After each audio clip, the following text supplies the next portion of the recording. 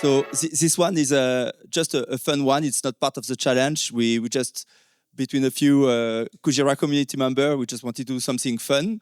So we thought, okay, let's just create a platform that allow you to bet on any possible off-chain events. But then while we started to think about how to design that, we realized that a real problem we are trying to solve is what we could call social oracles. And so what would be a social oracle is actually how do you find a way to give with a very high level of certainty, represent on-chain, an event, the outcome of an event that happened off-chain. And so what we call, we could call that an intersubjective event. So intersubjective in the sense like anything that happens that any group of honest humans could easily agree on what was the outcome. So that's effectively what we have been trying to solve for. And then we created a small little app that we'll demo at the end and showcase some of the cool features we have with the Kujira building tools. So I'm just going to walk you through the flow of how do we resolve this social oracle. Like how do we make sure that things that happen off chain can be with a high level of confidence prove that it happens this way on chain. So the way it works, it starts this way. Anybody can create what we call a bet. When you create a bet, you will set up a limit date on when people can be betting, and then you will of course describe like a very precise term what are the terms of the bet, and you can give different options, and it can be either something binary or it can be any sort of arbitrary choice, but you need to make a list of choice.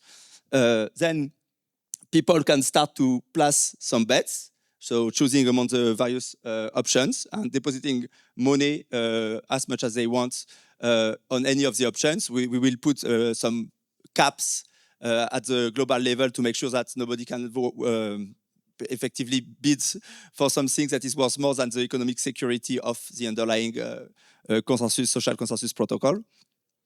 And then you get basically a first veto possibility. So you have stackers of this protocol that can either choose to veto the bet if they think, oh, actually this is poorly formulated, nobody's gonna be able to come with a good argument. And in that case, when you created the bet initially, you have to put a deposit and you lose your deposit. So that's a way to incentivize people to think through when they formulate a possible bet, make sure that you don't come up with something that is not easily answerable by honest participants. And then if nobody vetoes the bets, we arrive to the end of the betting period. And then here comes the first layer of social oracle. So the stacker of this protocol we just have to vote. There will be like a 5 days voting period, and then we have to agree of what was the correct outcome now that the event has occurred. With, of course, your betting period must end before the event occurs, and the voting starts when the event occurs. So that goes through for 5 days, and then you have a contest period that starts. So we had a second layer of security, and that's basically a two-court system.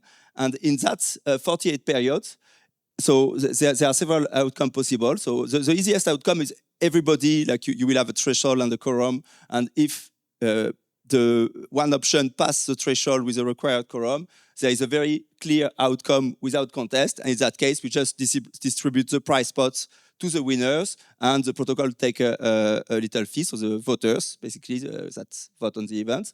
You can also add some fees for Kuji stackers. We like to do that in our ecosystem, like share the love with Kuji stackers. And the deposit is returned to the bet creator. But then during that period, the people, the voters that voted not for the winning option have the opportunity to effectively contest the vote. And if that happens, then what will happen effectively is that it goes to the second court. And the second court will be Kuji stackers. So the Kujira level chain governance module will have to vote as a last resort on what should be the correct outcome. And they can do 3 different things. Either they can confirm that the vote the original vote was indeed the correct answer. And in that case, the people who tried to contest the outcome of the vote get slashed. And their slashing is divided between the voters that were honest and the Kujira stackers. Or they can actually change the vote. And in that case, so the winner get paid, the new winner, the one that were actually initially losing because the outcome was wrong, you get the same fee distribution as otherwise. And the majority voter that were dishonest in that instance gets slashed. And the minority voter get back 50% of their slashing, and Kuji stackers the other 50%. And there is a last option, just as a double check. They can also say that a result is void.